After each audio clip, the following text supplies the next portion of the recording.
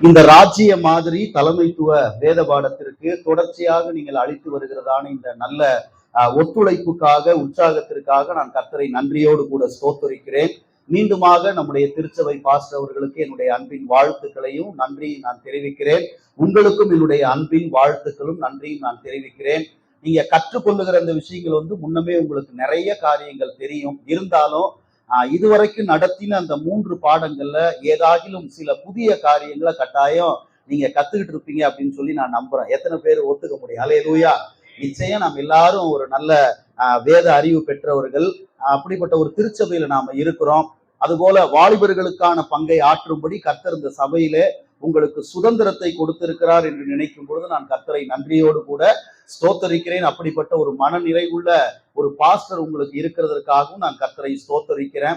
உங்களோட ஊழியங்களை பிரித்து படிக்கும் பொழுது, அப்புறம் ஆன்லைன்ல தம்பி நீங்க திருச்சபையில வெளியிடுகிற அந்த நிகழ்வுகளை அவ்வப்போது நான் பார்ப்பேன். வாலிபர் கூடுகையை நான் இந்த உங்களோட ஆன்லைன் சர்வீஸ்ல நான் பார்ப்பேன். அதெல்லாம் பார்க்கும் பொழுது ரொம்ப சந்தோஷம். தேவன் எப்படி நினைக்கிறாரோ அப்படியே நம்முடைய திருச்சபை இயங்குகிறதற்காக நான் கர்த்தரை ஸ்தோத்தரிக்கிறேன். அல்லேலூயா.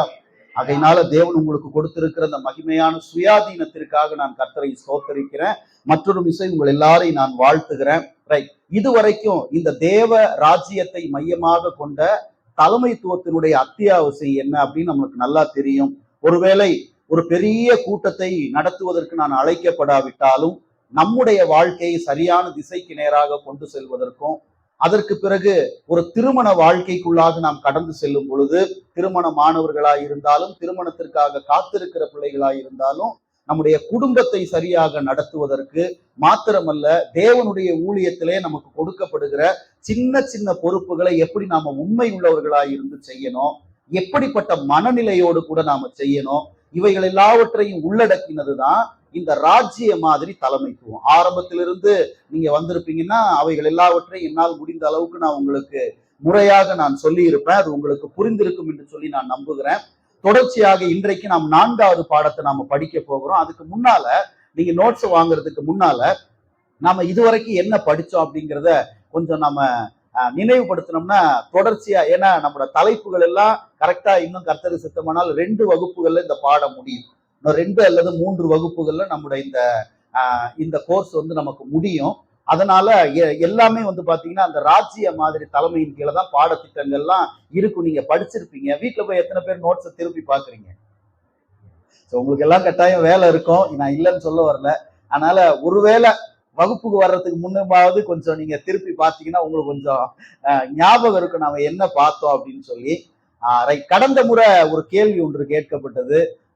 நம்ம துவக்கத்துல நான் சொல்லும் பொழுது கொரிந்திய நிருபத்தினுடைய முன்னுரையை குறித்து நான் உங்களுக்கு சொல்லும் பொழுது நமக்கு 3 நிருபங்கள் எழுதப்பட்டது என்று சொல்லி நான் உங்களுக்கு சொன்னேன்.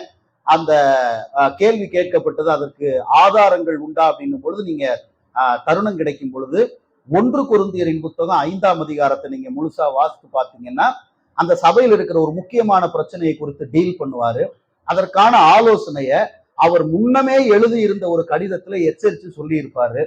கரெக்டா சொல்லணும்னா 1 கொரிந்தியர் 5ஆம் அதிகாரம் 9 முதல் 13 வரைக்கும் நீங்க வாசித்து பார்க்கும் பொழுது இது முன்னமே அப்படிப்பட்ட மனிதனுக்கு நீங்க புத்தி சொல்லி அவனை குறித்து நீங்க இருமாப்பு கொண்டிருக்க கூடாது, அந்த மனுஷனை தவறான அந்த பாவத்திலிருந்து விடுதலையாக்கத்தக்கதாக கண்டிக்கணும் அப்படின்னு சொல்லி ஏற்கனவே அதை அவர் எழுதியிருப்பாரு.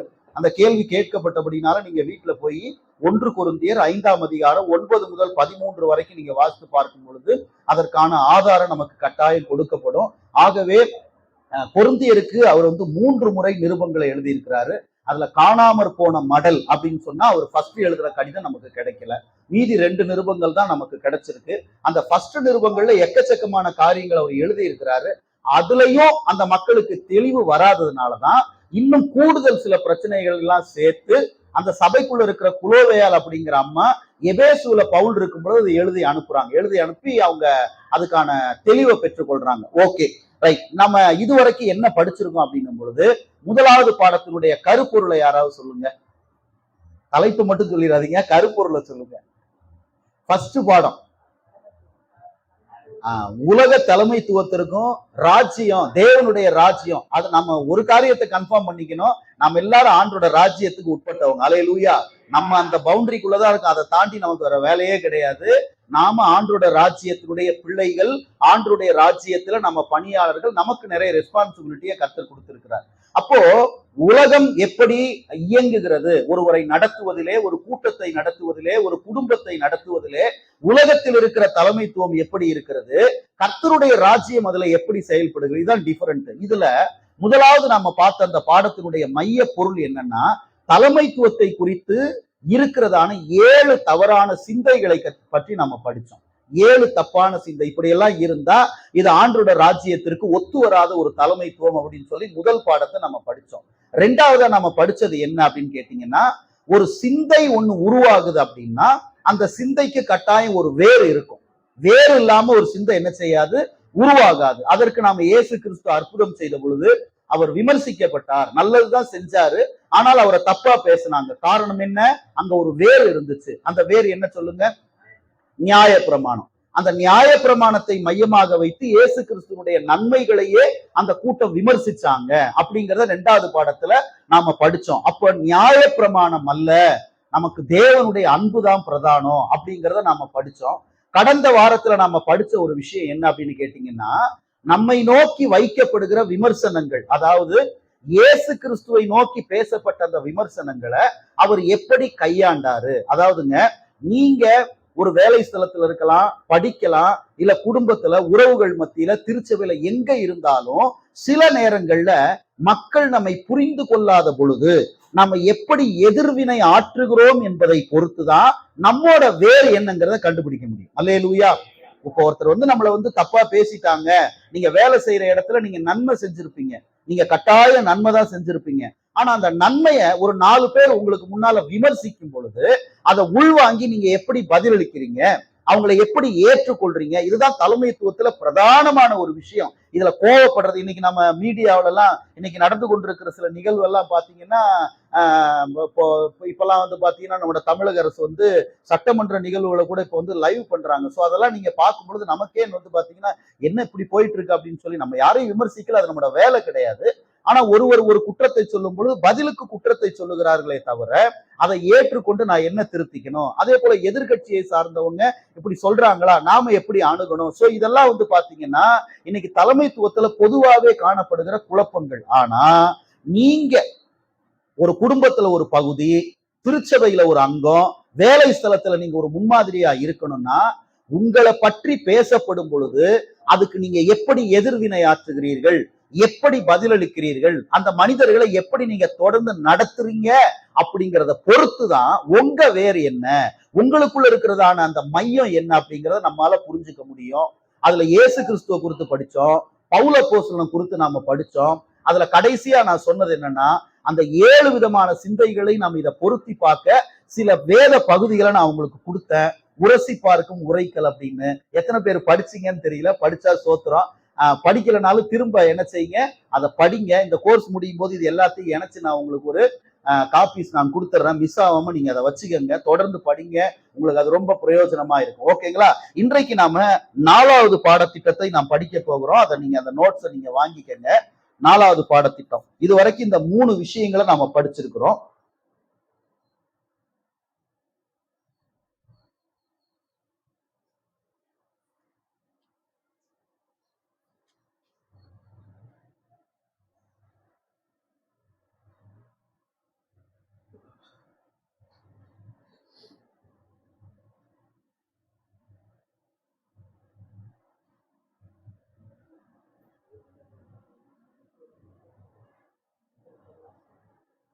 இருக்கா? எல்லாருக்கும் இருக்கா?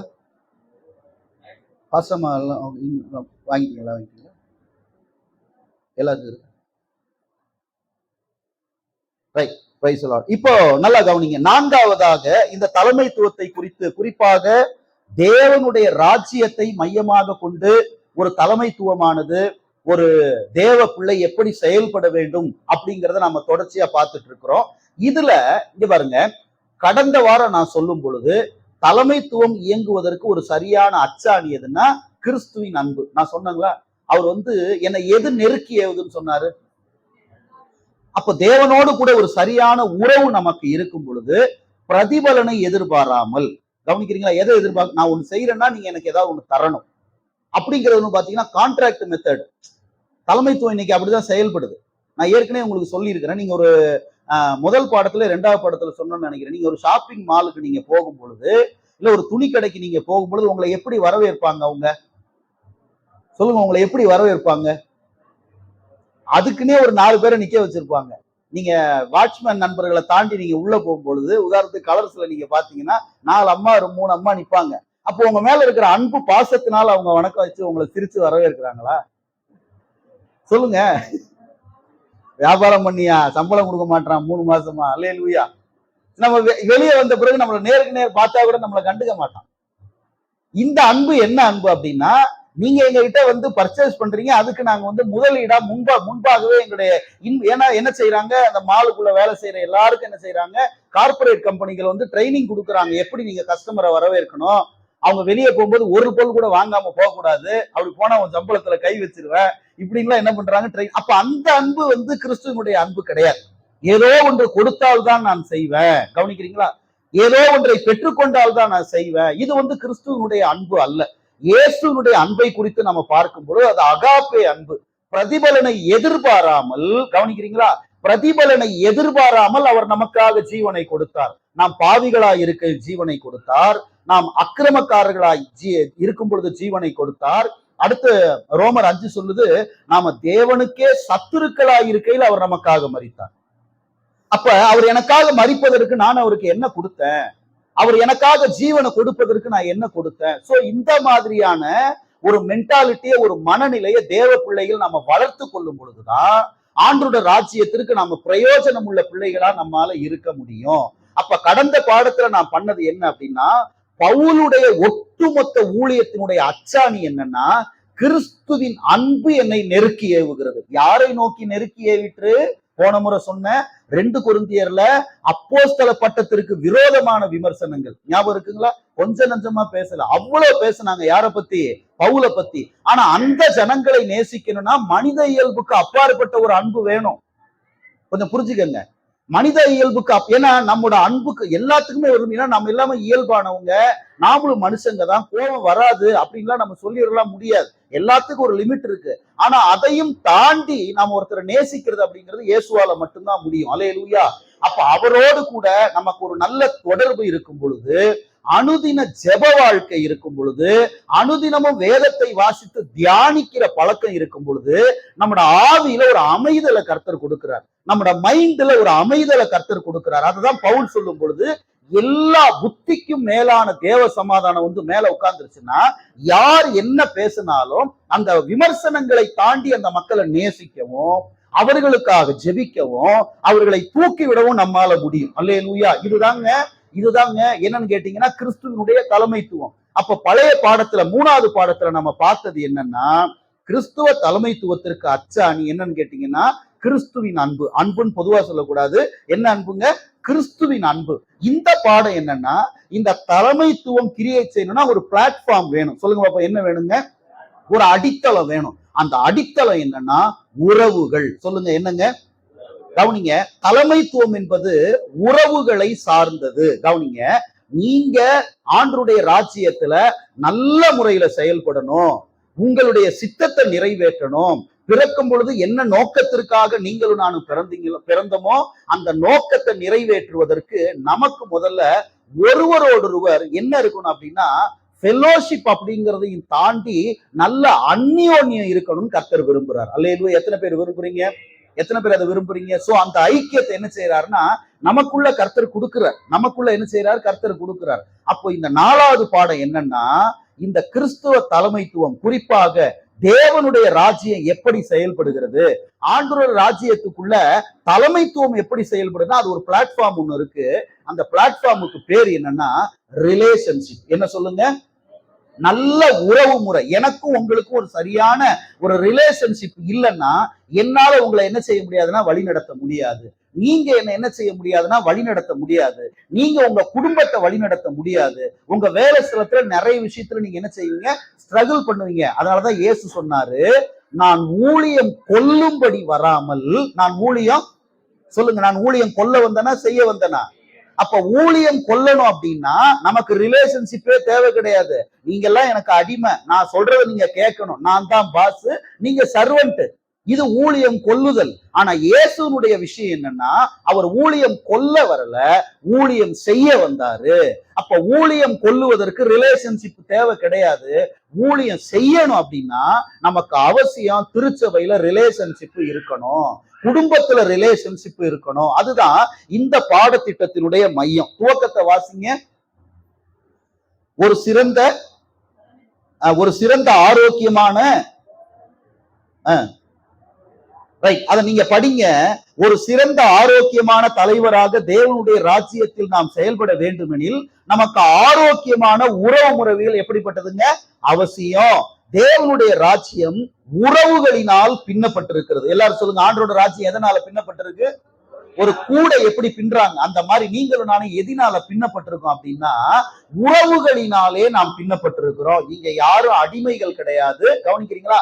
நம்ம எல்லாரும் யாரையும் ஊழியம் கொல்லல, ஊழியம் செய்யணும். கவனிக்கிறீங்களா? அந்த மாதிரி மனநிலை நமக்கு இருக்கும் பொழுதுதான் சபையானது பக்தி விருத்தி அடையும், சபையானது ஆத்தும வரத்தினால நிரம்பும், சபையானது விருத்தி அடையும். அல்லேலூயா. அப்ப நாம் எல்லாரும் அப்படிப்பட்ட மனநிலையோடு கூட என்ன செய்யணும்? கிரியை செய்யணும், ஊழியம் செய்யணும். ரைட். இப்போ செகண்ட் ஸ்டெப் வாசிங்க. உறவுகளை சார்ந்திருந்த தாவீதினுடைய தலைமைத்துவ மாதிரி. நீங்க நல்லா கவனிங்க. நம்ம பேசுறது தாவீதின் குமாரன் இயேசு. அவர் தானே ராஜ்யத்துக்கு அதிபதி. இப்ப அவருக்கு முன்மாதிரியா வாழ்ந்தவர் பழைய ஏற்பாட்டுல யாருங்க? தாவீது. ஏற்கனவே அவருடைய தலைமைத்துவத்திலிருந்து சில விஷயங்களை சங்கீதம் 78 இருந்து நாம 5 குறிப்புகளை நாம பார்த்திருக்கிறோம். சாரி, நம்ம 5 குறிப்புகளை நாம பார்த்திருக்கிறோம் 2வது பாடத்துல. இப்ப நம்ம பார்க்கிறது என்னன்னா, இந்த தாவீதினுடைய தலைமைத்துவத்திலிருந்து ஒரு சின்ன மாடலை மாத்திரம் நம்ம பார்த்துட்டு நம்ம கான்செப்டுக்குள்ள போகலாம். எடுத்து வாசிங்க. 2 சாமுவேல் 8ஆம் அதிகாரம் 15 இருந்து 18 வரைக்கும்.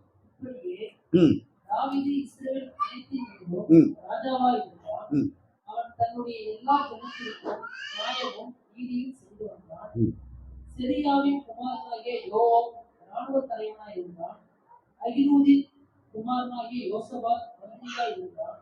அகிலூபின் குமாரன் சாதோக்கும் அபியத்தேரின் குமாரன் அகிமெலேக்கும் ஆசாரியராய் இருந்தார்கள். செராயா சம்பிரதியாய் இருந்தான். யோய்தாவின் குமாரன் பெனாயா கிரேத்தியருக்கும் தலைவனாய் இருந்தான்.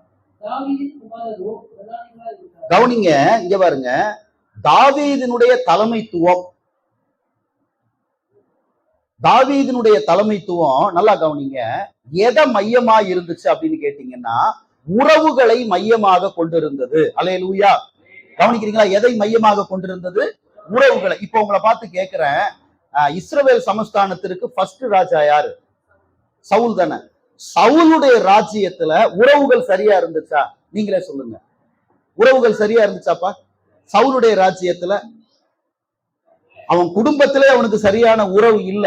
யோனத்தானுக்கு சவுலுக்கும் சரியான உறவு இல்லை. அப்படி இருக்கு நம்ம படிச்சோமா? இல்ல. இப்ப நல்லா புரிஞ்சுக்கோங்க. தாவீதினுடைய தலைமைத்துவம் சிறப்பாக செயல்பட்டதற்கான பிரதானமான ஒரு காரணம் என்னன்னு கேட்டீங்கன்னா தாவீதினுடைய தலைமைத்துவம் நல்ல உறவு முறைகளை சார்ந்திருந்தது. அல்லேலூயா. அடுத்து இன்னொரு ஒரு பகுதியை நம்ம வாசிப்போம். அது 23ஆம் அதிகாரம் 2 சாமுவேல். அவ்வளவு வசனம் வாசிக்க வேண்டாம், 8வது வசனம் மாத்திரம் வாசிங்க. 23:8 2 சாமுவேல். தாவீதுக்கு இருந்த பராக்கிரமசாலிகளின் நாமங்கள் ஆவன. போதுங்க. இங்க பாருங்க, பிளீஸ் கவனிங்க. அந்த அதிகாரம் ஃபுல்லா நீங்க வீட்டுல போய் வாசித்து பாருங்க. சில பேரு கூட நமக்கு புரியாத அந்த மாதிரி பேர் இருக்கும். என்னன்னா, திரும்ப அந்த ஒரு வசனத்தை வாசிங்க. தாவீதுக்கு இருந்த கவனிங்க, தாவீதுக்கு இருந்த பராக்கிரமசாலிகள். கவனமா கேளுங்க. தாவீதுக்கு இருந்த பராக்கிரம ஒரு பெரிய பட்டியலை கர்த்தர் கொடுத்திருக்கிறார். நீங்க நல்லா கவனிங்க. ஒரு முறை தாவீதுக்கு தண்ணி தாக எடுத்துருச்சு. அதுவும் எந்த கிணத்தின் மேல அவருக்கு தாகம் ஆசை வந்துச்சு அப்படின்னா பெத்லகேமின் ஒளிமுக வாசலில் இருக்கிற கிணற்றில் உள்ள, அது என்ன தண்ணின்னு தெரியல, ஒருவேளை ரொம்ப நாள் அதை குடிச்சாருன்னு தெரியல, கேட்கிறாரு. தண்ணினா எங்கனாலும் கிடைச்சிருக்கும், ஒரு வாட்டர் பாட்டில கூட வாங்கி அதை கொடுத்துடலாம். சும்மா ஒரு உதாரணத்துக்காக சொல்றேன். ஆனா அவருக்கு ஆசை எது மேல வருதுன்னா பெத்லகேமில் இருக்கிற ஒளிமுக வாசல் இருக்கிற ஒரு கிணற்றின் மேல இருக்கிற தண்ணீரின் மேல தாவீதுக்கு என்ன வந்துச்சுன்னா ஆசை வந்துச்சு. ஆனா அட் பிரசன்ட் கண்ட்ரோல் யாரு கையில இருந்துச்சுன்னா அந்த எல்லை இப்ப பெலிஸ்தியர்கள் கையில இருந்துச்சு. தண்ணி போய் சாதாரணமா கொண்டு வர முடியாது, தண்ணி போய் சாதாரணமா கொண்டு வர முடியாது. அப்ப சண்டை போட்டு யுத்தம் போட்டு ஏதாவது பண்ணி தான் தாவீதினுடைய தாகத்தை தீர்த்தாகணும். அப்போ நீ போறியா நீ போறியா, இப்ப இத்தனை பேர் இருக்கிறீங்க, எனக்கு தண்ணி தாகம் வருது அப்படின்னு வச்சுக்கோங்களேன். நான் என்ன செய்யலாம்னு கேட்டீங்கன்னா, அந்த உறவு முறைனா என்னன்னு சொல்றேன்னு கவனிங்க. இப்ப தாவீது ஒருத்தனை கூப்பிட்டு, பெனாயா இங்க வா, போய் தண்ணி எடுத்துட்டு வா அப்படின்னு கட்டளை இடுவதற்கு யாருக்கு அதிகாரம் இருக்கு? அவன் ராஜா. அவன் சொன்னா யாரும் மறுப்பு சொல்லாம போய் தண்ணி எடுத்துட்டு வரலாம். ஆனா இங்க ஒரு வார்த்தையை போடுறாரு, என் தாகத்தை தீர்க்க எவன் போவான்? அதாவது ஒருத்தரோட ஒருத்தர் இருக்கிற அந்த உறவை அவர் எப்படி டீல் பண்றாருன்னு கொஞ்சம் நீங்க புரிஞ்சுக்கணும். இது ரொம்ப முக்கியமான ஒரு பாடம். சரியான நேரத்துல நான் முடிச்சிருவோம், நல்லா கவனிங்க. எப்படி, அதாவதுங்க, அவர் நீ போய் எடுத்துட்டு வாப்பான்னு ஒருத்தர பேரை சொன்னா தப்பே கிடையாது. பைபிள் அதை தப்புன்னு சொல்லல, 100 தப்பு. நான் உரிமையோட கூட ஒருத்தரை சொல்லி இதை செய்ப்பான்னு சொல்லலாம், அது ஒரு நாள் தப்புன்னு சொல்லல. ஆனா அந்த ஜென்டில்னஸ் என்னன்னு கேட்டீங்கன்னா, யார் போவா? அப்ப இவன் எப்படா இவன் வாயில இருந்து இந்த வார்த்தை வரும் தெரிஞ்சுக்கிட்டு 3 பராக்கிரமசாலிகள் எழும்பி என்ன செய்யறாங்க? முன்னுக்கு போறாங்க. தங்கள் உயிரை பணைய வச்சு என்ன செய்யறாங்க கேட்டீங்கன்னா, அந்த பெத்லகேமின் ஒளிமுக வாசல் இருக்க தண்ணீரை புடிச்சு கொண்டாந்து, சண்டை போட்டானா என்ன பண்ணான்னு தெரியல, புடிச்சு கொண்டாந்து கொடுக்குறான். ஆனா அந்த தண்ணியை தாவீது குடிச்சானா? சொல்லுங்க, குடிச்சானா? அதை கர்த்தருக்கு என்று ஊற்றி போட்டான். ஏன்? அது உன் பிராணனை வச்சு எடுத்துட்டு வந்தடா. எதுக்கு கேட்டாரு, ஏன் ஊத்துனாருன்னு தெரியல. ஆனா அங்க ஒரு ரகசியம் இருக்கு. அங்க தன் கூட்டாளிகளை அவர் மதித்தார். தன் கூட்டாளிகளை அவர் மதிச்சாரு. தன் கூட்டாளிகளுடைய உயிரை அவருக்கு பெருசா தெரிஞ்சது. கவனிக்கிறீங்களா? தன் கூட்டாளிகளுடைய உயிரை அவருக்கு பெருசா தெரிஞ்சது. அப்ப இங்க நம்ம என்ன பாக்குறோம் அப்படின்னு கேட்டீங்கன்னா, தாவீதினுடைய தலைமைத்துவத்தை நம்ம ஒரு மாடலா எடுக்கிறோம். எதுக்கு? கிறிஸ்துவின் ராஜ்யத்திற்கு. அதுல நம்ம கற்றுக்கொள்ளுகிற முதல் பாடம், பிரதானமான பாடம் என்னன்னா, தாவீது ஒரு தலைவனாக செயல்படுவதற்கு காரணம் அவனை சுற்றி ஒரு நல்ல ரிலேஷன்ஷிப் இருந்துச்சு. இதை மட்டும் தான் நம்ம எடுத்துக்க போறோம், மத்ததுக்குள்ள நம்ம போறது கிடையாது. நல்லா கவனிங்க. தாவீது 40 ஆண்டுகள், யூதாவுல 7 வருஷம், சமஸ்த இஸ்ரவேலையும் 33 வருஷம், மொத்தம் 40 ஆண்டுகள் எதை ஆண்டார்? அவரு ஒட்டுமொத்த இஸ்ரவேலுக்கு ராஜாவா இருந்தார். இதுக்கு அடிப்படை என்னன்னு கேட்டீங்கன்னா, மற்ற ஜனங்களோடு, கவனிக்கிறீங்களா, அவருக்கு இருந்த உறவுகளை தன்னால் ஆன வரைக்கும் அவர் காத்து கொண்டார். அதனாலதான் ஆண்டவரோட ராஜ்யத்தை குறித்து நம்ம சாதாரணமா நினைச்சிடக்கூடாது. இயேசு கிறிஸ்து எப்படி இறங்கி வந்தார் அப்படின்னா, அவர் பிறந்தப்ப தூதர்கள் புகழ் பாடினாங்க. என்ன பாடினாங்க சொல்லுங்க பாப்போம். மேய்ப்பர்கள்கிட்ட பாடும்போது என்ன பண்ணாங்க? உன்னதத்தில் இருக்கிற தேவனுக்கு மகிமையும் பூமியில சமாதானமும் மனுஷர் மேல என்ன உண்டாகணும்? அன்னைக்கு மனுஷர் மேல பிரியம் காட்டவே முடியாது. உறவுகள் இல்ல, எல்லாம் அருந்து போய் கிடந்தது. யுத்தங்களினால இஸ்ரவேல் தேசம் மோசமா இருந்துச்சு. அந்த நாட்கள்ல தான் ஆண்டவர் பிறந்தப்ப பாடின அந்த வாழ்த்து பாடல்ல மனுஷர் மேல பிரியம் வரணும். சோ இது பிசாசுக்கு பிடிக்காது. கவனிக்கிறீங்களா? இது பிசாசுக்கு என்ன செய்யாது? பிடிக்காது. நாம் ஒருவரோடு ஒரு ஐக்கியமா இருப்பது பிடிக்காது. நீங்க நல்லா கவனிச்சு பாருங்க. பழைய ஏற்பாட்டுக்கும் புதிய ஏற்பாட்டுக்கு இருக்கிறதான மிக மேஜரான ஒரு சக்தி என்ன தெரியுங்களா? ஒருவரோடொருவர். சொல்லுங்க, என்னங்க? இந்த வார்த்தை எங்க தெரியுமா பிறந்துச்சு? நீங்க அதிகமா இந்த வார்த்தைய நிருபங்களுக்குள்ள மட்டும்தான் படிக்கலாம், வேற எங்கேயும் படிக்க முடியாது. பழைய ஏற்பாட்டுல இந்த வார்த்தை அதிகம் இருக்காது, 1-2 இருக்கும். ஆனா சுவிசேஷத்தை தாண்டி கவனிங்க, நீங்க நிருபங்களுக்குள்ள போகும் பொழுது பவுல் அதிகமாய் உபயோகப்படுத்துகிற வார்த்தை ஒருவரோடொருவர். சொல்லுங்க, என்னங்க? ஒருவரோடொருவர், ஒருவருக்கொருவர். இதெல்லாம் தேவ பக்தியினுடைய ரகசியம். அதனால ஃபர்ஸ்ட் உங்க மனசுல நான் பதிய வைக்கிற விஷயம் என்னன்னா, நீங்க ஆண்டவருடைய ராஜ்யத்துல நல்ல கனியுள்ள திராட்சை செடியா நீங்க இருக்கணும்னா, குடும்பத்துல நீங்க கனியுள்ள திராட்சை செடியா இருக்கணும்னா, உறவுகளின் மத்தியில நீங்க கனியுள்ள திராட்சை செடியா இருக்கணும்னா, வேலை செய்யற இடத்துல நீங்க கனியுள்ள திராட்சை செடியா இருக்கணும்னா, நீங்க மற்றவர்களோடு வைத்திருக்கிற உறவுல உண்மை உள்ளவர்களா இருந்து முடிந்த அளவுக்கு அந்த உறவை நீங்க காத்து கொள்ளும் பொழுது உங்க தலைமைத்துவம் சிறப்பாய் செயல்படும். அல்லேலூயா. இங்க பாருங்க, கவனிங்க. இயேசு கிறிஸ்து என்றான பிறகு ஃபர்ஸ்ட் ரிலேஷன்ஷிப்பை பில்டப் பண்ணிட்டு தான் சத்தியத்தை சொன்னார். அல்லேலூயா சொல்லுங்க. எடுத்தவனே எவன் கழுத்தையும் பிடிச்சி ஏத்துக்கிறியான்னு தூக்கி நிறுத்தினாரா? சொல்லுங்க. ஏசுனார், ஏத்துக்கிறியா இல்லையா? அப்படிதான் நாங்க காணையில ஊழியம் செய்யும் பொழுது ஒரு கிணத்துக்கிட்ட தள்ளி போயிட்டான் ஒரு அம்மாவை. இவன் யாரை ஏத்துக்க சொல்றான்னு எங்களுக்கு தெரியல. ஏசுநாதரை ஏத்துக்கிற கேக்குறியா இல்ல என்ன ஏத்துக்கிறியான்னு கேக்குறியான்னு தெரியல. எங்கடா இவனை ரொம்ப நேரமா காணன்னு பார்த்தா ஒரு வார்த்தை மாத்திரம் கேக்குது. வந்து ஓடியான்னு சொன்னா, பாஸ்டர் ஏத்துக்கிறியா சத்தம் கேக்குது. பாஸ்டர் நான் எங்கடா கிணத்துக்கு பக்கத்துல. இவன் இயேசுநாதரை ஏத்துக்கிறியான்னு கேக்குறானா இல்ல என்ன ஏத்துக்கிறியான்னு கேக்குறானான்னு எங்களுக்கு புரியல. அவனை பூச்சி ஈத்துன்னு வந்து இப்படிலாம் சுவிசேஷம் சொல்லக்கூடாதா,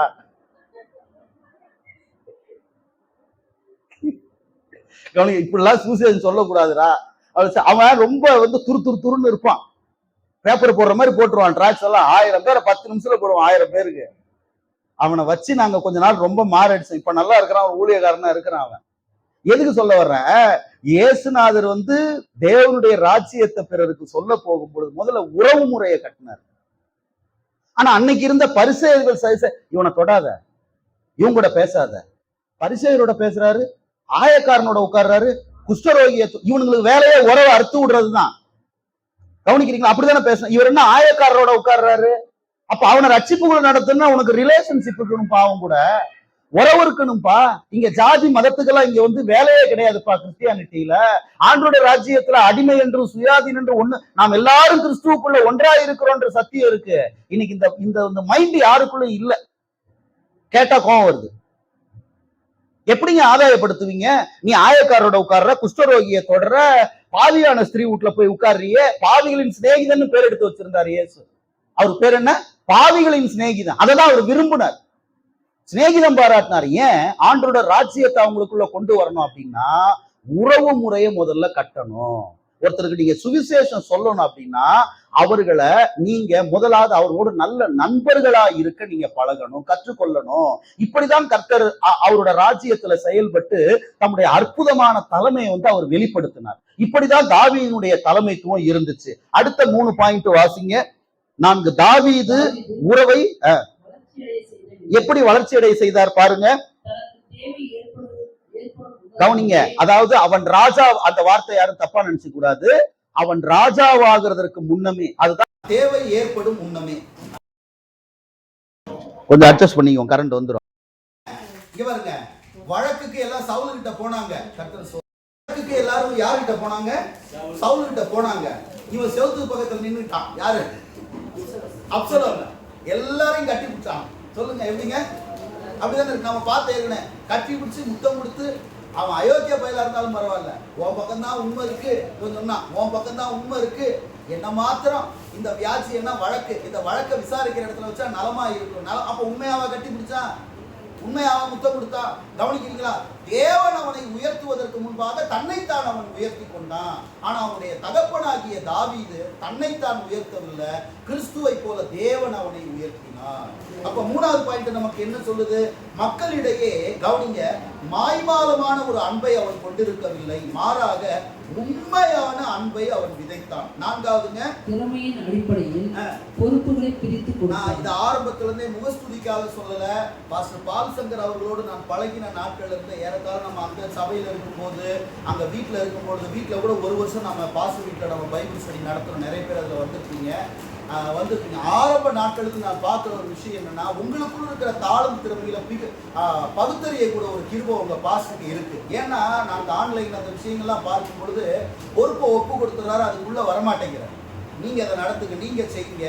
நிறைய இடங்கள் அதெல்லாம் பார்க்க முடியாது. நீங்க கண்டக்ட் பண்ணுங்க, நீங்க கூப்பிடுங்க, நீங்க செய்யுங்க. இதெல்லாம் என்னன்னு கேட்டீங்கன்னா, ஒருவருக்குள்ள இருக்கிற தாளந்து வரங்களை அவரோட நாம மகிமைக்காக ஒண்ணு, 2வது அவருடைய ராஜ்யத்தின் விரிவாக்கத்திற்காக எடுத்து பயன்படுத்தணுங்கிறதான மென்டாலிட்டி இன்னைக்கு கிறிஸ்தவ உலகத்துல டோட்டலா குறைஞ்சு போயிடுச்சு. எல்லாம் ஒன் மேன் ஷோ, எல்லா ஹீரோயின்ஸும், எல்லாரும் கடைசி வரைக்கும் இப்படிதான் இருக்கணும். வெளிப்படையா சொல்றோம், பல இடங்கள்ல போதிக்கிறோம், உண்மையை சொல்றோம். அதனாலதான் பாசிட்ட பேசும் பொழுது இந்த பயிற்சியினுடைய நோக்கம் என்ன, எப்படிப்பட்ட ஒரு உண்மையான சிந்தையோடு கூட நம்ம சபையில இருக்கணும், எனக்கு கொடுக்குற பொறுப்பை எவ்வளவு உண்மையா நான் செய்யணுங்கிற விஷயத்தெல்லாம் நான் உங்களுக்கு பேசுறதுக்கு முன்னாலே அதோட கான்செப்டை நான் பாசிட்ட சொல்லிதான் பர்மிஷன் வாங்க. அப்ப வரங்கள் உள்ள ஆட்களை பிரிச்சு என்ன செய்யறாரு, அதுக்குள்ள தலையிட மாட்டார். நீங்க நடத்துங்கப்பான்னு உட்கார்ந்துடுற. இதெல்லாம் ஒரு பாத்தீங்கன்னா இன்னைக்கு நிறைய பேருக்குள்ள பார்க்க முடியாது. அப்படிப்பட்டதான ஒரு கிருபைய ஒருத்தர்கிட்ட கண்டுபிடிச்சிட்டா அப்படின்னு சொன்னா, இந்த தாவீது என்ன பண்றான்னா, அவர்களை கொண்டு அவர்களிடத்துல நல்ல உறவை வைத்துக் கொண்டு அவர்களை கொண்டு ராஜ்யத்தை ஸ்திரப்படுத்தினா, தன்னுடைய நாம மகிமைக்காக இல்ல, தேவனுடைய நாம மகிமைக்காக. அல்லேலூயா. இந்த மீனிங் அவன் சொன்ன வார்த்தை என்ன தெரியுங்களா? கோலியாத்துக்கிட்ட ஒரு வார்த்தை சொல்றான், நான் உன்னை கொன்று உன் மாம்சத்தை பறவைகளுக்கும் ஆகாயத்து பறவைகளுக்கு நான் கொடுக்கறதுனால தாவீதுன்னு ஒருத்தன் இஸ்ரவேல்ல இருக்கான்னு பூலோகத்தார் எல்லாரும் தெரிந்து கொள்வார்கள் அப்படி சொன்னானா? தேவன் ஒருவர் உண்டு, நான் எதை செஞ்சாலும் தேவன் ஒருவர் உண்டு, இந்த சபையில எனக்கு என்ன பொறுப்பு கொடுத்து அதை நான் சைன் பண்ணாலும் தேவன் ஒருவர் உண்டு, என்னோட வேலை ஸ்தலத்துல எனக்குள்ள இருக்கிற கிருபையை கொண்டு கர்த்தர் என்ன மேல கொண்டு வரும் பொழுது தேவன் ஒருவர் உண்டு, அப்படி நாம மறைஞ்சு மறைஞ்சு வாழும் பொழுது நம்மளை எட்டாத உயரத்துல கர்த்தர் கொண்டு போய் வைப்பார். இது ஆரம்பத்திலிருந்தே தாவீது கற்றுக்கொண்டபடினாலதான் அவனை என் இருதயத்துக்கு ஏத்தவன்னு கர்த்தர் சொன்னாரு. கவனிக்கிறீங்களா? இதான் ஒரு ஆரோக்கியமான உறவு பிறரோடு கூட. ஆனா அப்சலோமுடைய தலைமைத்துவத்தில் அப்படி இல்லை. அது எவ்வளவு சீக்கிரம் முடிஞ்சு போயிடுச்சு. சாரி, மைக் வச்சுட்டேன். அது எவ்வளவு சீக்கிரத்துல முடிஞ்சு போயிடுச்சு அப்படிங்கிறது உங்களுக்கு நல்லா தெரியும். ஆனா தாவீதுடைய தலைமைத்துவம் நின்று நிதானமாக வேறு ஒன்றி அவனுடைய வேர்ல இருந்துதான் இயேசுவே வந்தார். அல்லேலூயா சொல்லுங்க. அவனுடைய தாவீதின் வேர் அப்படின்னு இயேசுவை சொல்றோம் நாம. காரணம் என்ன? அந்த நிதானம், அந்த உண்மை, அந்த உறவு, தனக்கு கொடுக்கப்பட்ட பணியில் அவன் காண்பித்ததான சிரத்தை, இவைகள் எல்லாவற்றிலும் அவன் உண்மை உள்ளவனாக இருந்தான். குறிப்பா அவன் தன் ராஜ்யத்தை அடிமைத்தனத்தினால் அல்ல, அதிகாரத்தினால் அல்ல, மாறாக உறவுகளினால் கட்டி எழுப்பினான். அல்லேலூயா. ரைட், அடுத்த ஸ்டெப் பாருங்க, சீக்கிரம் நாம முடிக்கலாம். ஒழுக்க ரீதியாக தோற்று போன தலைவர்கள் ஒத்துக்கொள்கிற 3 காரியங்களை கவனிங்க. தம்பி தங்கச்சி நல்லா கவனிங்க. இன்னைக்கு இது நம்ம வந்து பொதுவா எல்லாருக்கும் நம்ம மீடியா எல்லாருக்கும் வெளிப்படையா இருக்கு. எதை மீடியா மறைக்குது? நான் உங்களுக்கு எதையா மறைக்க முடியுமா? எனக்கு முன்னாலே உங்களுக்கு 1000 விஷயம் தெரியும். மீடியா அப்படி எல்லாத்துலேயும் ஓப்பனாக இருக்கு. அது உலக தலைமைத்துவமாக இருந்தாலும் கிறிஸ்துவ தலைமைத்துவம் எவ்வளோ விழுகையை நம்ம பார்க்குறோம். கவனிக்கிறீங்களா? டாப் லீடர்ஸ் ஏதோ நம்ம அவங்களை கொடுத்து சொல்லலை, ஆனால் விழுகை என்பது இயல்பாக இன்னைக்கு நடக்கிறத நம்ம பார்க்குறோம். ஏதோ ஒரு விஷயத்தில் ஒரு மணி, ஒரு பணம், அது ஒரு இல்லீகல் ஆக்டிவிட்டி. ஸோ எதிலோ வந்து இன்னைக்கு வந்து மக்கள் பெரும் தலைவர்கள் வந்து என்ன செய்கிறாங்க, உலகத்திலும் சரி ஏதோ அப்படியே விழுந்து போகிறாங்க. ஆனால் கிறிஸ்துவ இங்கே நான் போட்டிருக்கிற அந்த 3 குறிப்பும் ரொம்ப முக்கியமான ஒரு குறிப்பு. அந்த தலைவர்கள் எல்லாரும் தன் வாழ்க்கையில ஒத்துக்கொண்ட 3 விஷயம் என்ன தெரியுங்களா? எழுதிக்கங்க. ஃபர்ஸ்ட், நான் ஒவ்வொரு நாளும் தேவனோடு தனிமையில் நேரம் செலவழிப்பதை விட்டு விட்டேன். ஃபர்ஸ்ட் வந்து தேவனோடு. ஃபர்ஸ்ட் பிலிப்ஸ் வந்து நான் ஒவ்வொரு நாளும் தேவனோடு தனிமையில் நேரம் செலவழிப்பதை விட்டு விட்டேன். அப்போ தேவனோடு கூட ஒரு சரியான ரிலேஷன்ஷிப் நமக்கு இல்லைன்னா இந்த பிரச்சனைக்கு நிறைய வாய்ப்பு உண்டு. 2வது பாருங்க, எனது வாழ்க்கையில் நான் மற்றவர்களுக்கு கணக்கு கொடுக்கும் நிலையில் இல்லை. மற்றவர்களுக்கு தலைமைத்துவம் என்பது அக்கௌண்டபிலிட்டி, உக்கிரானத்துவ ஊழியம், அதெல்லாம் பின்னால் நம்ம வேகமாக பார்த்துருவோம். 2வது என்ன சொன்னாங்க? எனது வாழ்க்கையில் நான் மற்றவங்களுக்கு கணக்கு கொடுக்குற நிலை எனக்கு இல்லை அப்படிங்கிற மென்டாலிட்டி இருக்கும் பொழுது அவங்க என்ன செய்யறாங்க? விழுந்து போறாங்க. 3வது, இந்த மோசமான தோல்வி எனக்கு வரும் என்று நான் நினைத்து கூட பார்க்கல. இந்த மோசமான தோல்வி எனக்கு வரும்னு நான் என்ன செய்யல, நினைச்சே பார்க்கல. ஸோ இதெல்லாம் வந்து பார்த்தீங்கன்னா தலைவர்கள் வந்து பிரதானமாக ஒத்துக்கொள்ளுகிற 3 முக்கியமான காரியங்கள். அடுத்து நம்ம பார்க்கிறது என்ன அப்படின்னு கேட்டீங்கன்னா, நாம் கட்டி எழுப்ப வேண்டிய உறவு வகைகள் என்னென்ன படிங்க. முதலாவது இங்க பாருங்க, தேவனோடு கூட ஃபர்ஸ்ட் நாம உறவு முறையை கட்டி எழுப்பணும். இங்க பாருங்க, இன்னைக்கு உலகத்துல நடக்கிறத நான் சொல்றேன், கவனிங்க. ஒரு தலைமைத்துவத்தை கட்டி எழுப்பணும் அப்படின்னா ஒரு 4 பேரோட கையை காலை பிடிக்கணும். அநியாயம் இருந்தாலும் அவன் பக்கத்துல நிற்கணும். அவன் இன்ஃப்ளூயன்ஸ் பர்சன்னா அவன் காட்டுற ஆள் தான் தலைவர் அப்படின்னா அவன் என்ன அக்கிரமம் பண்ணாலும் ஆமன் சாமி போட்டாதான் நீ யாரா மாற முடியாது. தலைவனா மாறும். உனக்கு பொசிஷன் கிடைக்கும். நல்லா புரிஞ்சுக்கணும். உனக்கு என்ன கிடைக்கும்? பொசிஷன் கிடைக்கும். ஆனால் கிறிஸ்டியானிட்டின்னு வரும்பொழுது, ஆண்டோட ராஜ்யம்னு வரும்பொழுது, நீங்க தேவனோடு கூட இருக்கிற உறவை ஃபர்ஸ்ட் நீங்க என்ன செய்யணும்னா, ஏன்னா அவரை தாண்டி மக்கள்லாம் இருக்கிறாங்க, எல்லாரும் இருக்கிறாங்க, எனக்கு ஃப்ரெண்ட்ஸ் எல்லாம் இருக்கிறாங்க, இவர் என்னை விட்டு போனாலும் 10 பேர் என் கூட நிற்பாங்க அப்படின்னு சொல்லி மக்கள் பலத்தில் நிற்கிறவங்க யாரும் சிறந்த தலைவனா மாற முடியாது. கிறிஸ்துவத்தை பொறுத்த வரைக்கும், தேவனோட ராஜ்யத்தை பொறுத்த வரைக்கும், ஒரு நாளும் நாமும் யார் பலத்தில் நிற்கக்கூடாது, மக்கள் பலத்தில் நிற்கக்கூடாது. யார் பலத்தில் நிற்கணும்? தேவனுடைய பலத்தில் நாம நிற்கணும். இது நமக்கு மட்டும்தான் பொருந்தும். அப்ப முதலாவது நம்முடைய உறவு வந்து யாரோட இருக்கணும்? 2வது பாயிண்ட் குடும்பம். 2வது டக்குன்னு எங்க வந்துடணும்? பாருங்க, செட்டப் எப்படின்னா, முதலாவது தேவன் சொல்லுங்க, ரெண்டாவது குடும்பம், மூணாவது தான் வேலை ஊழியெல்லாம். இதான் பைபிள் சொல்ற ஸ்ட்ரக்சர். எத்தனை பேருக்கு புரியுதுங்க? குடும்பம் அப்படின்னு சொன்னா திருமணமானவர்களுக்கு மனைவி பிள்ளைகள், திருமணம் ஆகாதவர்களுக்கு தாய் தகவல். புரிஞ்சுக்கிட்டீங்களா? திருமணமானவர்களுக்கு எல்லாமே உண்டு, திருமணம் ஆகாதவர்களுக்கு தாய் தகவல்.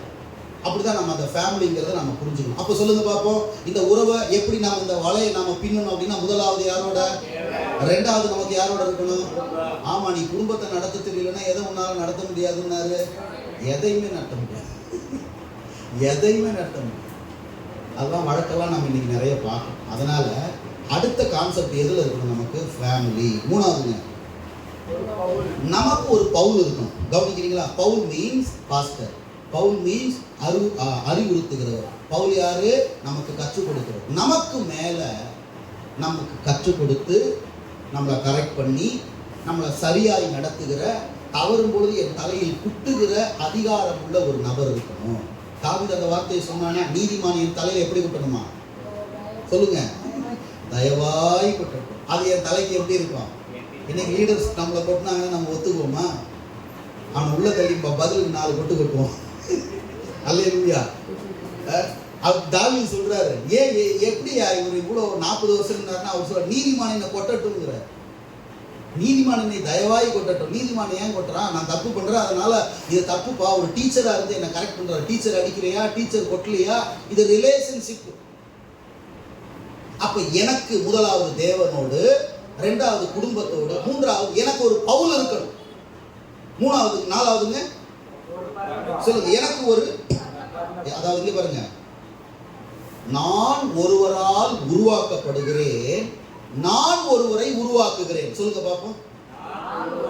ஒருவரால் உருவாக்கப்பட்டு கொண்டிருக்கிறேன், நான் ஒருவரை உருவாக்குகிறேன். இந்த செட்டப்லயே போறவங்க எந்த பாவத்திலையும் விழ மாட்டாங்க. இந்த செட்டப்லயே போறவங்க எந்த அக்கிரமத்திலையும் விழ மாட்டாங்க. முதல்ல சொன்ன பார்த்தீங்களா, நான் யாருக்கும் கணக்கு கொடுக்க வேண்டிய அவசியம் இல்லைங்கிற மைண்ட் எனக்கு எப்போ வருதோ அப்போ பாவத்தில் வர நிறைய வாய்ப்பு இருக்கு. அதனாலதான் நமக்கு மேல ஒருத்தர் அவர் என்ன உருவாக்குறாரு, எனக்கு கீழே ஒருத்தர் நான் உருவாக்குறேன். ஏன்? அவர் எனக்கு கற்றுக் கொடுக்கறத நான் மற்றவர்களுக்கு கற்றுக் கொடுக்கிறேன். நான் வளர்கிறேன். எதனால? ஒருவர் என்னை வளர்க்கிறார், நான் கற்றுக் கொடுப்பதினால் நான் வளர்கிறேன். இப்ப நீங்க நினைச்சுக்கிறீங்க நான் உங்களுக்கு கற்றுக் கொடுத்துட்டு இருக்கிறேன்னு. உண்மைதான், 100க்கு 100 உண்மைதான். ஆனா நான் வளர்ந்துகிட்டு இருக்கேங்கிறது கத்துறது தான். நல்லா தெரியும். உங்களை வச்சுதான் ஆங்கிள் எல்லாம் பாத்துக்கிறேன். அல்லேலூயா. ஏன்னா எதை சொன்னாலும் நீங்க ஒத்துக்குவீங்க. திடீர்னு ஏதாவது விமர்சனம் வைக்கிறீங்கன்னா அடுத்து நம்மளை கரெக்ட் பண்ணிக்கணும், இன்னும் நம்ம ஜாக்கிரதையா வந்து நிக்கணும். ஏன்னா ஒரு பெரிய இடத்துல போய் நிற்கும் பொழுது நான் அந்த இடத்துல வந்து எதுவும், அப்ப என்ன பண்றீங்க? நீங்க என்ன உருவாக்குறீங்க, நான் உங்களை உருவாக்குறேன். நீங்க நினைச்சுக்கிறீங்க பேசுறது மட்டும் இல்ல இல்ல இல்ல, உங்கள் மூலமா நான் உருவாக்கப்பட்டு கொண்டிருக்கிறேங்கிறத ஒரு நாளும் மறந்துடாது. How to listen. நான் கீழே எப்பயுமே போதிக்கிறவனா இருந்துடக்கூடாது. கீழே உட்காந்து நீங்க எப்படி கவனிக்கிறீங்களோ அப்படி கவனிக்கிற இருதய சில நேரத்தில் எனக்கு இருக்க மாட்டேங்குது. அதை நான் உங்கள்கிட்ட இருந்து கத்துக்கிறேன். ஏன்? எனக்கு எல்லாம் தெரியுங்கிற மைண்ட் எனக்கு வந்துருச்சுன்னா கத்துக்க முடியாது. அதனாலதான் எனக்கு மேல ஒரு பவுல், எனக்கு கீழே ஒரு பர்னபா. பர்னபா யாரு? அடுத்தது வாசிங்க. மன்னிக்கணும், நான் மாத்தி சொல்லியிருக்கிறேன். ஒரு பர்னபா மீன்ஸ் என்னன்னா கணக்கு கொடுக்கிற பங்காளி. கடைசியா தான் தீமோத்தேயு. ஃபர்ஸ்ட் வந்து ஒரு கணக்கு கொடுக்கிற பங்காளி. சொல்லுங்க பாப்பா, யாருங்க கணக்கு? இந்த பர்னபாவும் பவுலும் டியர் ஃப்ரெண்டு. உங்களுக்கு இந்த சபையில எல்லாரும் டியர் ஃப்ரெண்டு தானே? நீங்க அவங்களுக்கு கணக்கு கொடுக்கலாம்ல, பாஸ்டருக்கு நீங்க கணக்கு கொடுக்கலாம்ல. என்னங்க இப்ப யார் தலையாடு? அல்லேலூயா. அப்ப பர்னபா வந்து கணக்கு கொடுக்கிற பங்காளி. கடைசியா ஒரு சீஷன். அவன் யாரு? வாசிங்க. ஒரு தீமோத்தேயு அப்படின்னா அதுதான் நான் முன்பு சொன்னது, நீங்கள் உருவாக்குகிற ஒரு சீஷன். அல்லேலூயா. இப்ப அஞ்சையும் சொல்லுங்க பார்ப்போம். யாரோடு நமக்கு உறவு கரெக்டா இருக்குன்னு தேவன். அங்க இல்லாம இது நாளை மெயின்டைன் பண்றதுல 10 பைசா பிரயோஜனம் இல்லை எனக்கு, உங்களுக்கும் பிரயோஜனம் கிடையாது. அங்க இருக்கிற ரிலேஷன்ஷிப். அடுத்தது ரெண்டாவதுங்க குடும்பம், மூணாவதுங்க நாலாவதுங்க பர்னபா, ஐந்தாவதுங்க தீமோத்தேயு. இந்த 5ஐயும் முடிந்த அளவுக்கு நாம இந்த உறவுகளை நாம கட்டி எழுப்பணும் நம்ம கண்டுபிடிக்கணும். இப்ப இருக்கிறாங்கன்னு சொல்ல முடியாது, இருக்கலாம், இல்லாமல் போகலாம். ஆனா நாம் அப்படி கண்டுபிடித்து ஆரோக்கியமாய் வளரும் பொழுது ஆண்டோட ராஜ்யத்திற்கு நாம கனி கொடுக்கிறவர்களாய் மாறலாம். செகண்ட் அடுத்தது எழுதிக்கங்க, தலைமைத்துவத்திற்கு ஏன் இந்த உறவுகள் அவசியம் இருக்கா? ஓகே, ஏன் அவசியம்? ஏங்க உறவு இல்லாம நம்மளால தலைவராக இருக்க முடியாதா? எல்லாரும் பிடிச்சி தூக்கி விட்டாதான் நம்ம உறவுல இருக்க முடியுமா? தேவன்கிட்ட ஜெபம் பண்ணலன்னா, பைபிள் படிக்கலாம் நம்மளால லீட் பண்ண முடியாதா? நமக்கு தான் இயல்பாகவே நமக்கு நிறைய திறமை தாளங்கள்லாம் இருக்கே, அதெல்லாம் ஒரு லிமிட்டுக்கு மேல பத்தாது. ஒரு லிமிட்டுக்கு மேல என்ன செய்யாது? பத்தாது. சொன்னாருங்களா? பவுல் என்ன சொன்னாரு? நான் அல்ல, எனக்குள் இருக்கிற தேவ கிருபையே அப்படி செய்யுது. எப்படிப்பா செஞ்ச? உன்னையும் சொல்றேன், சபையார் மனசுல வச்சுக்கோங்க, நீங்க பெறுகிற ஒரு ஆசீர்வாதம், ஏதோ ஒரு ஆசீர்வாதம் பெறுறீங்கன்னு வச்சுக்கோங்க, அதை நீங்க விவரிச்சு சொல்ற நபரா இருந்தா, உங்களால இப்படி சொல்றேன், உங்களால நீங்க பெற்ற ஒரு ஆசீர்வாதத்தை விவரிச்சு சொல்ல முடியும்னா அது தேவனிடத்திலிருந்து வந்ததல்ல. உங்களால விவரிச்சு சொல்ல முடியாத ஒரு ஆசீர்வாதம் இருக்கு பார்த்தீங்களா, அதுதான் தேவனிடத்திலிருந்து வந்தது. புரியும் நினைக்கிறேன் நான். அவர் செய்யறதெல்லாம் நம்மளால விவரிக்க எப்படி வந்ததுன்னே தெரியாது, கர்த்தர் எப்படி நடத்துறாருன்னே தெரியாது, எப்படி இந்த லைஃப் வந்ததுன்னே தெரியாது, எப்படி இது கைகூடி வந்துச்சு. ஏன்னா கர்த்தர் செய்யற ஒன்னையும் மனுஷனால விவரிக்கவே முடியாது, விவரித்து செய்ய முடியும், விவரிக்க முடியாத ஒரு என்னால எக்ஸ்பிளைன் பண்ண முடியுதுன்னா அது என் பலத்துல வந்ததுங்க, என் சத்துவத்துல வந்து. அதனாலதான் எப்படிப்பா இந்த ஊழியத்தை செஞ்ச, எப்படிப்பா உன் பேரு நரகத்துக்கும் தெரியும் பவுல கேட்டா, நான் அல்ல, எனக்குள் இருக்கிற தேவ கிருபையே அப்படி செய்தது. அப்ப திறமை தாளந்துக்கு மேல கர்த்தர் உங்களுக்கு கொடுக்கிற அந்த கிருபை உங்களை என்ன செய்யுதுன்னா ஒரு நல்ல தலைவனாக அவருடைய ராஜ்யத்துல உயர்த்துது. இப்ப எதுக்கு இதை சொன்னா, தலைமைத்துவத்திற்கு இந்த உறவுகள் ஏன் அவசியம்? எழுதுங்க, தலைவர்கள் ஒவ்வொருவருக்கும் பலவீனங்கள் உண்டு. பலவீனங்கள் எத்தனை பேர் இதை ஒத்துக்கிறீங்க?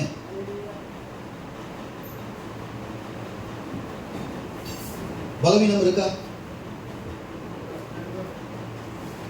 பலவீனம் இல்லாத யாராவது இந்த பூமியில இருக்காங்க? ஒருத்தர் சொல்லுவோம், வேக பலவீனமே கிடையாதுங்க அப்படிங்கிறவங்க யாராவது பொதுவா சொல்லுங்க, யாராவது உண்டா?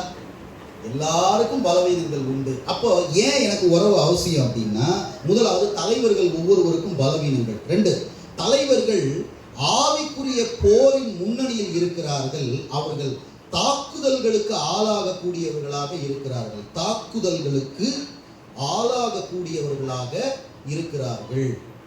யார் முன்னால் அடிக்கணும்? வழி உண்டாக்குறது யாருங்க? நாம தான் வழி உண்டாக்கணும். நாம தான் 10 பேருக்கு முன்னால் நிற்போம், நாம தான் 100 பேருக்கு முன்னால் நிற்போம், நாம தான் ஒரு குடும்பத்தில் நம்ம தலைவராக இருந்து நம்ம நடத்துவோம். ஆஃப்டர் மேரேஜ், பிஃபோர் மேரேஜ் சில பொறுப்புகள்லாம் கொடுப்பாங்க. ஒரு சில விஷயத்தெல்லாம் முன்னுக்கு நாம் செய்யும் பொழுது பிறர் மேல் வருகிற தாக்குதல் சில நேரத்தில் நாம் சமாளிக்க வேண்டியிருக்கும், விமர்சனங்களை சமாளிக்க வேண்டியிருக்கும். அந்த நேரத்தில் நம்ம சோர்ந்து போகக்கூடாது. அதுக்கு தான் எது தேவைன்னா நமக்கு தேவனோடு கூட உறவு தேவை. அடுத்ததுங்க, 3வது, தலைவர்கள் வஞ்சிக்கப்படும் அபாயத்தில் இருக்கிறார்கள். வஞ்சிக்கப்படும் அபாயத்தில் இருக்கிறார்கள்.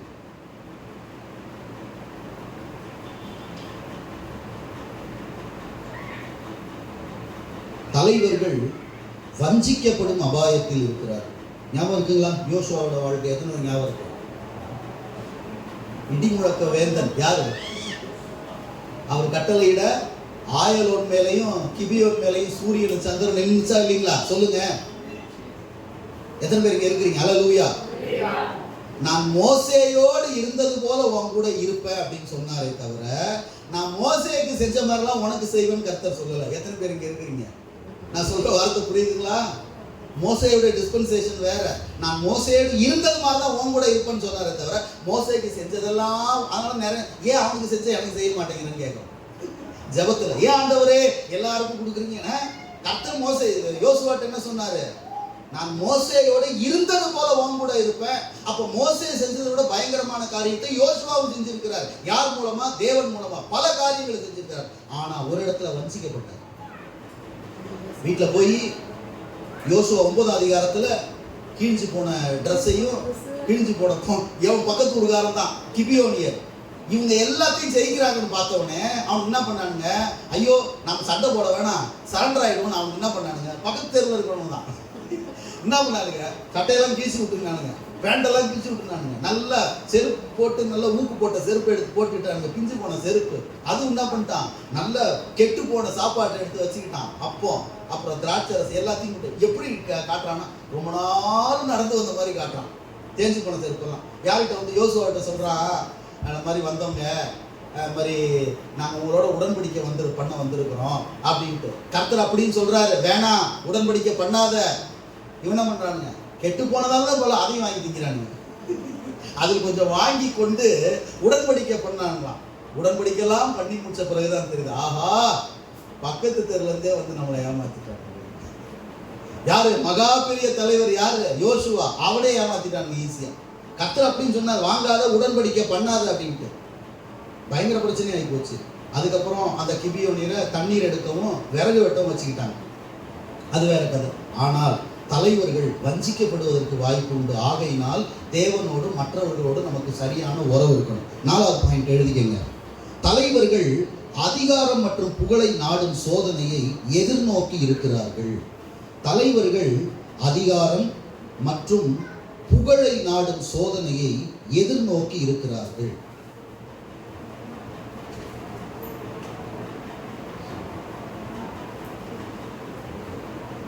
பிரச்சனை வந்துச்சுங்களா இயேசுநாதருக்கு?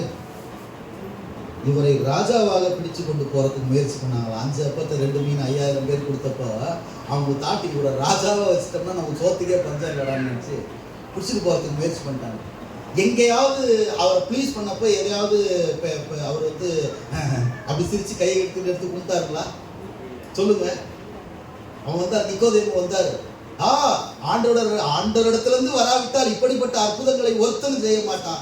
எப்பா நீ முதல்ல மறுபடி பிறக்கணும். அவங்க தான் ஆண்டவரிடத்திலிருந்து வராவிட்டால் இந்த மாதிரி காரியத்தை எவனும் செய்ய முடியாது. நிக்கோதேமு அவர்கிட்ட ஒரு டீச்சிங் சொல்லி கொடுத்தாரு. என்ன, நீ மறுபடியும் பிறவாவிட்டால் தேவனுடைய ராஜ்யத்துக்கு நீ வரமாட்ட. அவன் கேட்கிறான், எப்படி அம்மா வயிற்றுக்குள்ள போய் திரும்ப வரணும்? உடனே கர்த்தர் சொல்றார், நீ இஸ்ரவேலில் போதகனாக இருந்து இன்னமா உனக்கு தெரியல, யாரையும் வச்சு பார்க்கல, கரெக்டா பேசினார். இதுக்கு பேர் தான் ரிலேஷன்ஷிப். அப்ப என்ன சொல்ல வரோம் நம்ம?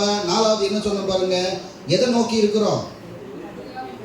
புகழையும் அதிகாரம் என்கிற சோதனை எதிர்நோக்கி இருக்கிறோம். அதனால நமக்கு உறவு முக்கியம். 5வது, தலைவர்கள் தேவனுடைய பாதத்தில் அமராமல், ஃபர்ஸ்ட் டேஷ் வந்து பாதத்தில் அமராமல், அடுத்தது எப்பொழுதும் அலுவலாயிருக்க வாய்ப்புண்டு அல்லது வேலையாயிருக்க வாய்ப்புண்டு. ஃபர்ஸ்ட் வந்து பாதத்தில் அமராமல், 2வது எப்பொழுதும் அலுவலாயிருக்க அல்லது வேலையாயிருக்க வாய்ப்பு உண்டு. இந்த பிரச்சனை உண்டா இல்லைங்களா? எத்தனை பேர் ஒத்துக்கலாம்? பொசிஷன் வராதப்போ எந்த நேரம் சோதனைட்டே இருப்பான். ஏதாவது பொறுப்புன்னு வந்துட்டு வச்சுக்கோங்களேன், எனக்கு அந்த வேலை இந்த வேலை அந்த வேலை, எங்கே உட்கார மாட்டோம்னா ஆண்டோட பாதத்தில் உட்காரவே மாட்டோம். பொதுவாக சொல்கிறேன், உட்கார ஏன்னு கேட்டிங்கன்னா நமக்கு வேலைகள் தான் பெருசாக இருக்குமே தவிர. அதனால தான் மார்த்தாளுக்கு கற்றுக் கொடுத்தார். மார்த்தாலே நீ அநேக காரியத்தை குறித்து எப்படி பண்ற, கவலைப்பட்டு கலங்குற. தேவையானது 1ஆ 2ஆ சொல்லுங்க?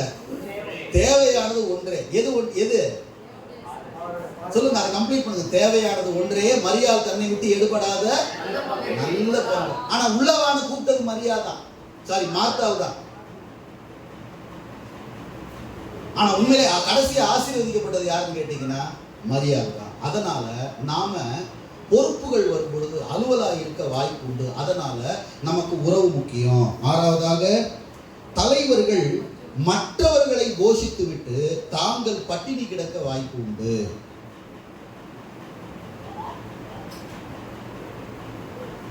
தலைவர்கள் மற்றவர்களை போஷித்து விட்டு பாருங்க, நிறைய ஒர்க் பண்ணுவோம், நிறைய ஆண்டோட ராஜ்யத்தில் பயன்படுவோம். இனி வருகிற காலங்கள் நம்முடைய சபையில் அந்த மாதிரி ஒரு எழுப்புதலை கர்த்தர் தரணும். நல்ல விரிவடையணும், நல்ல பக்தி விருத்தி உண்டாகணும், நிறைய ஆத்துமாக்கள் வரணும். நீங்கள்லாம் நல்ல தலைவர்களாக உடன் சகோதரர்களாக உருவாகி கொண்டிருக்கிறீங்க. நீங்கள் போய் ஆண்டோட ஊழியத்தை ஞாயிற்றுக்கிழமை நீங்கள் செய்யும் பொழுது கற்றுக்கொண்டதை போய் நீங்கள் செய்வீங்க. உங்களுக்குள்ள இருக்கிற கிருபையின் அடிப்படையில் நீங்கள் செய்வீங்க. ஆனால் தீர்ந்து போயிடும். ஏன் அதிகாலையில் தோறும் புது கிருபன் பைபிள் சொல்லுது. ஒவ்வொரு நாளும் சாவாயிடும், உள்ள ஃபுல்லாக வறண்டு போயிடும். இருக்கிறத வச்சு ஓட்ட முடியாது அடுத்த நாள். அப்போ மற்றவங்களை போஷித்துட்டு தலைவர்கள் பட்டினி கிடக்கிறது நிறைய வாய்ப்பு இருக்கு. பட்டினி மீன்ஸ் என்ன, ஆவிக்குரிய வறட்சியை நான் சொல்றேன். ஆவிக்குரிய வறட்சி. அப்ப அனுதினமும் நாம் என்ன செய்யணும்னா நம்மளோட பலத்தை ஆண்டோட சமூகத்துல கூட்டிக் கொள்ளணும்னா நமக்கு உறவு அவசியம். கடைசியாக தலைவர்கள் பாலம் கட்டாமல் சுவர் கட்டிவிட வாய்ப்புண்டு. தலைவர்கள் பாலம் கட்டாமல் சுவர் கட்டிவிட, உங்களுக்கு சொல்றேன் தெரியல, சுவர் கட்டிவிட வாய்ப்பு உண்டு. தலைவர்கள்னாவே பாலம். அல்லேலூயா சொல்லுங்க. நம்மளாம் யாரு? பிரிட்ஜ். சொல்லுங்க, நம்மளாம் யாருங்க? நம்மளாம் யாருங்க? பாலம், பிரிட்ஜ். யாருக்கு பிரிட்ஜா இருக்கிறோம்? நம் மூலமா யார் எங்க போய் சேர்றாங்க மக்கள்? நம் மூலமா யார்கிட்ட வந்து சேர்றாங்க மக்கள்? சொல்லுங்க, யார்கிட்ட வந்து சேர்றாங்க? அதுக்கு தானே 12 பேரை தேர்ந்தெடுத்தாங்க. பொலிஸ் எல்லாம் தலையில தட்டி அனுப்புறாங்க 12 பேரும். 10 தூங்கி நிற்கிறாரு, இப்போதான் 4 பேரை ஓட்டினாரு. கிட்ட எல்லா பொலிசையும் தட்டி துரத்துறான். ஆண்டு சொன்னாரு, வாப்பா 12 பேர் உட்கார். 12 பேரை உட்கார வச்சு ஒரு பொலிசை எடுத்து நிறுத்தினார். தபா, இவன் டவுசர் போடலன்னு நினைக்காத, இவன் சட்டை போடுறான் போடல மூக்கொழுதுன்னு நினைக்காத, இவனை மாதிரி நீ மாறலன்னா மகனை நீ அங்க வந்து சேர மாட்டேடா. வயிற்றுல புளிய கரைச்சது எப்பா என்னென்னமோ பட்டம் வாங்கணும்னு நினைச்சான். கர்த்தர் சொன்னாரு, எதை வச்சு இப்படி போதிக்கிறாரு பாருங்க. கீட்டு நிறுத்தின 12 பேர் உட்கார்றான்னு அவனுக்கு மண்டை முடி நிக்குது. எப்படி போதிக்கிறாரு? நில்ல, உட்கார். இவனை மாதிரி நீ மாறு. குழந்தை தனங்கிறது வேற, குழந்தை குணங்கிறது வேற. கர்த்தர் கண்டிக்கிறது குழந்தை தனத்தை. ஆனா இப்ப அங்க 2 பிள்ளைங்க இருக்கு பாருங்க, 2 அடிச்சுக்கும். அடுத்தது பார்த்தீங்கன்னா எப்படா சேர்ந்துக்கலான்னு இருக்கு. ஆனா நாம பாருங்க, செத்தாலும் மூஞ்சல முடிய மாட்டோம்.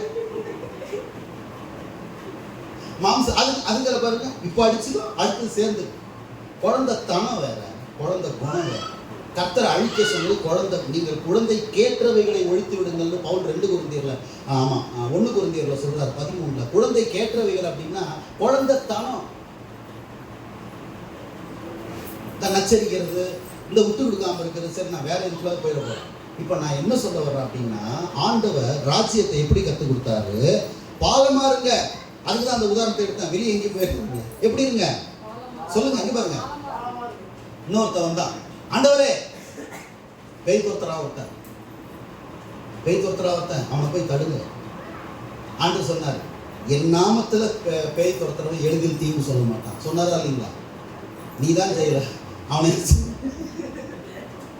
நீதான் எந்த நேரமும் பொசிஷன் அலைகிற. உங்களுக்குள்ள பைய வச்சு அடிச்சுக்கிறீங்க. தங்களில் எவன் பெரியவனா இருப்பான்னு வேற சண்டை. வசனமும் புரியல, ஒன்றும் புரியல. 12 பேரை சொல்றான், ஒன்றும் புரியல. ஆனா அங்க ஒருத்தன் பேய் துரத்துறான். அவன் சொல்றான், அவனை தடுங்க. இப்படிதான் யோசுவா மோசேகிட்ட ஒரு நாள் வந்து சொன்னான். அங்க 70 பேர் தீர்க்கதரிசி சொல்றான். உடனே எனக்காக நீ வைராக்கியம் பாராட்டுறியா? ஐயோ, என் மேல இருக்கிற பாரத்தை இன்னும் 7000 பேர் மேல வச்சு, இன்னும் எவன் மேல வச்சாலும் எனக்கு தாங்கும், எனக்கு நல்லதுன்னு சொல்லி மோசே சொன்னாரா இல்லைங்களா? சொன்னாரு. பாலமா இருக்கணும், நாம சுவரா இருக்கக்கூடாது. சுவர் நான் இப்ப சொன்ன பார்த்தீங்களா, கிட்ட வராம ஒண்ட விடாம பண்றது. கவனிக்கிறீங்களா? நான் தான் எல்லா இடத்துல லைன்ல நில்லுங்க. நம்ம யாரும் செய்யல, ஆனா அந்த மென்டாலிட்டியை நம்ம வளர்த்துக்கணும். சுவராமா ஒருவர் கிறிஸ்துவண்டை ஆண்டுடைய ராஜ்யத்துக்கு வர்றதுக்கு தலைவர்கள் பாலமா இருக்கணுமே தவிர அவங்களுக்கும் நமக்கும் தேவனுக்கு நடுவில் சுவரா மாத்திரம் இருக்கக்கூடாது. அந்த சுவரை தான் ஆண்டவர் தன்னுடைய ரத்தத்தினால உடைச்சு வைக்கிறார். அப்படிதான் எபேசியர் 2 பகையாக நின்ற நடுச்சுவரை தகர்த்து வருதுங்களா? எபேசியர் 2 எப்படி நின்றுச்சான்? பகையா நின்றுச்சான். யூதர்களுக்கு நமக்கும் பகை. ஆனா அதை உடைச்சு நம்மளை எல்லாத்தையும் ஒப்புரவாக்கினார் தேவனோடு கூட. அப்ப தலைவர்கள் பாலமாக மட்டுமே இருக்கணுமே தவிர சுவர் கட்டக்கூடாது. ஆனா அதுக்கு வாய்ப்பு இருக்கு. அதனாலதான் நமக்கு இந்த உறவுகள் எல்லாம் அவசியம். அல்லேலூயா. அடுத்த ஸ்டெப்பை பார்த்து நம்ம முடிக்கலாம். மீதியை நம்ம அடுத்த வகுப்புல நம்ம பார்க்கலாம். அந்த டயக்ராம் பாருங்க, அதை மாத்திரம் ஃபில்அப் பண்ணிட்டு மீதியை நம்ம அடுத்த வகுப்புல நம்ம படிக்கலாம். ஓகேங்களா? ரைட். அதுல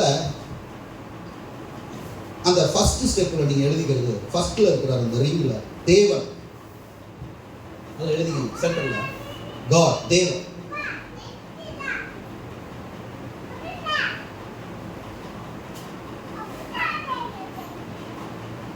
எழுதிக்கீங்களா? ஃபர்ஸ்ட் தேவன்.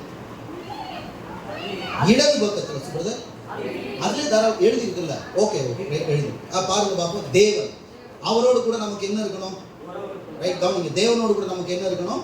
உறவு. ரெண்டாவது, உங்க இடது பக்கத்துல என்ன இருக்கு? குடும்பம், வாழ்க்கை துணை மற்றும் பிள்ளைகள். அவங்களோட என்ன இருக்கணும் நமக்கு? சொல்லுங்க, எல்லாரும் சொல்லுங்க, என்ன இருக்கணும்? அதுக்கு நம்ம வலது பக்கத்துல கீழே பார்க்கிறோம். அதுக்கு கீழே நம்ம பார்க்கும்போது மூணாவது பவுல் இருக்கா. அவர் யாரு? நம்மை பயிற்றுவிப்பவர். அப்போ அவங்கள்ட்ட நாம் என்ன செய்யறோம்? கற்றுக்கொள்ளுகிறோம். அடுத்தது யார் இருக்கா? பர்னபா. அவர் யார் நமக்கு? உண்மையான நண்பர். அவருக்கு நாம் என்ன செய்யறோம்? கணக்கு கொடுக்கிறோம். கடைசியா யார் இருக்கா? தீமோத்தேயு. நாம் பயிற்றுவிக்கிறவர், முதல்ல சொன்ன மாதிரி. ஓகேங்களா? அவரை நாம் என்ன செய்யறோம்? உருவாக்குறோம். நாம் உருவாக்குறோம், இன்னொருவரை உருவாக்குறோம். இந்த செட்டப்பை மாத்திரம் உங்க வாழ்க்கையில நீங்க ஒரு நாளும் மாத்தாதீங்க. யாராவது ஒருத்தரை உருவாக்குங்க. ஒரு சின்ன பிள்ளைகளுக்கு சத்தியத்தை கற்றுக் கொடுங்க. ஒரு சின்ன பிள்ளைகளுக்கு நல்ல பாடலை கற்றுக் கொடுங்க. உங்க பிள்ளைகளா இருக்கலாம், உங்க குடும்பத்தை சார்ந்தவர்களா இருக்கலாம், மற்றவங்கள உங்களுக்கு எப்படியாவது அவங்களுக்கு அந்த லேர்னிங், நீங்க ஏதாவது ஒரு விஷயத்தை உங்க வாழ்க்கையில இருந்து கற்றுக் கொடுத்து கொண்டே இருந்தீங்கன்னா நீங்க கற்றுக்கொண்டதை மறக்க மாட்டீங்க. நீங்களும் அந்த ரெஸ்பான்சிபிலிட்டிலே இருந்துட்டு இருக்கீங்க. ஏன்னா நமக்கு வேலையே இல்லைன்னா தான் நிறைய விஷயத்தை யோசிக்க ஆரம்பிச்சிடும். நீங்க பாருங்க, நம்ம இதோட முடிக்கலாம், நம்ம அடுத்த வாரத்துல மீதி பார்க்கலாம். ஆண்டவர் தம்முடைய ராஜ்யத்திற்கு வேலைக்கு ஆள் தேடி வந்தப்போ யாராவது படுத்து தூங்குனாங்களா? சொல்லுங்க. யாராவது சும்மா இருந்தவனை கூப்பிட்டாங்க? எல்லாம் அலுவலா இருந்தாங்க. அவங்களதான் ஆண்டவருக்கு தம்மோட ராஜ்யத்துக்கு கூப்பிட்டாரு. அதனால நீங்க என்ன செய்யுங்க, ஒரு நாளும் நீங்க சும்மா இருக்காதீங்க. உங்க மைண்டை ஃப்ரீயா விடாதீங்க. ஏன்னா வெறுமையான மனது பிசாசுடைய தொழிற்சாலை அப்படின்னு ஒரு பழமொழி உண்டு. நம்ம எம்டி மைண்ட் அவனோட ஃபேக்டரியை அவன் மாத்திடுவான், கண்டதை யோசிக்க. அதனால எப்பயுமே நீங்க கற்றுக்கொண்டதை செயல்படுத்துங்க. நிறைய எழுதுங்க, நிறைய படிங்க, உங்களோட என்கேஜா வச்சுக்கோங்க. அதே நேரத்தில் நல்லா தூங்கி ரெஸ்ட் எடுங்க, பைபிள் படிங்க, ஆராதிங்க, தியானிங்க, சபைக்கு எடுத்த காரியத்தில் உண்மையா இருங்க. இந்த 5 விஷயங்களையும் நீங்க ஆரோக்கியமாய் வளரும் பொழுது, சைக்கிள் அந்த விஷயங்களை நம்ம தொகுத்து எழுதியிருக்கோம், அதை எழுதுங்க பார்ப்போம். உண்மை, உறவு, அடுத்ததுங்க உண்மை, அடுத்ததுங்க 3வது கற்றுக்கொள்ளுதல், 4வது கணக்கு கொடுத்தல், 5வது உருவாக்கம். எல்லாத்துலயும் பாத்தீங்கன்னா சில பேர் இதுல 3லயே 4லயே கரெக்டா இருக்கும். ஆனா நாமும் சில நேரத்துல ரொம்ப ஒரு கவனக்குறைவா இருக்கிறது என்னன்னா, நான் ஒருத்தருக்கு கணக்கு கொடுக்கணுன்ற மனநிலையை இன்னைக்கு யாரும் உருவாக்கிக்கிறது இல்லை. கவனிக்கிறீங்களா? ஒரு பர்னபா நமக்கு கட்டாயம் தேவை. உங்களுக்கு ஒரு உண்மை தெரியுமா? யாருமே நம்பாதப்ப பர்னபா மட்டும்தான் அவங்க நம்பணும். அப்படிதானே இருக்குங்க.